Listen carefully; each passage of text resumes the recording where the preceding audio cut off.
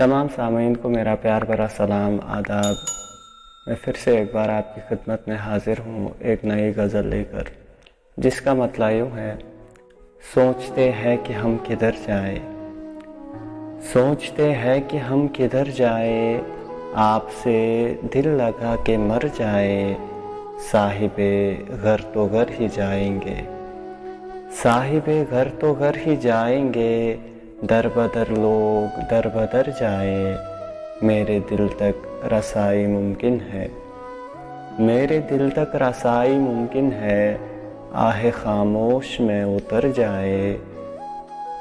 کم سے کم یہ نشان دو دیجئے، کم سے کم یہ نشان دو دیجئے، زخم بھر جائے یا نہ بھر جائے، آپ کے پا بڑے ہیں بابرکت، آپ کے پا بڑے ہیں بابرکت، میری قسمت سے بھی گزر جائے، آستانے دل منظم میں،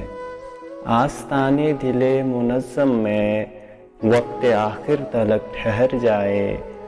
سوچتے ہیں کہ ہم کدھر جائیں، آپ سے دل لگا کے مر جائے۔ بہت شکریہ۔